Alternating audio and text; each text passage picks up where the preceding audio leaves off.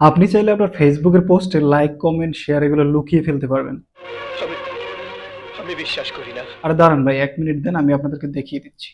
ওকে তো দর্শক শ্রোতা আমাদেরকে এই কাজটা করার জন্য সর্বপ্রথম চলে আসতে হবে আমাদের মোবাইল ফোন স্ক্রিনে। সেখান থেকে আমাদের ফেসবুকের অ্যাপসটাকে ওপেন করে নিতে হবে এবং আমার আইডিটা লগইন করতে হবে।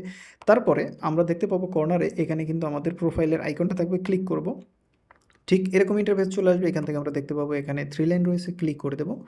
তারপরে আমরা এখানে দেখতে পাবো সেটিংস অ্যান্ড প্রাইভেসির অপশন রয়েছে, ক্লিক করে দেব। এইটারই আন্ডারে আমরা সেটিংসের একটা অপশন পাবো, এটার উপর একটা ক্লিক করে দেব। তো তখন আমাদের সামনে ঠিক এরকম একটা ইন্টারফেস চলে আসবে এবং এখান থেকে আমরা যদি স্ক্রল করে নিচে আসি তাহলে আমরা এখানে দেখতে পাবো রিঅ্যাকশন প্রিফারেন্স, জাস্ট এটার উপরে একটা ক্লিক করে দিন। ক্লিক করে দিলে আপনার সামনে ২ টা অপশন দেখাবে। প্রথম অপশনটা হচ্ছে হাইড নাম্বার অফ রিঅ্যাকশন। এটার কাজ হলো আপনার সামনে নিউজ ফিডে যে পোস্টগুলো আসে ওই পোস্টগুলো লাইক, কমেন্ট, শেয়ার হাইড হয়ে থাকবে। কয়টাতে কয়টা লাইক এসেছে, কয়টা কমেন্ট এসেছে, কয়টা শেয়ার এসেছে এটা আপনি দেখতে পারবেন না। আর সেকেন্ড পোস্টটা হলো এই যে অপশনটা রয়েছে এইটা যদি অন করে দেন তাহলে সেক্ষেত্রে হচ্ছে এখানে কিন্তু তারা বলে দিয়েছে যে other people would not see the total number of reaction for the post and reels you can created from feed or your profile.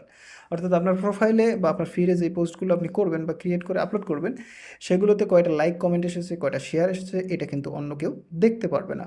তো আশা করি আপনারা বুঝতে পেরেছেন কীভাবে কাজটা করবেন। তো দর্শক শ্রোতা এই ছিল আজকের ভিডিও।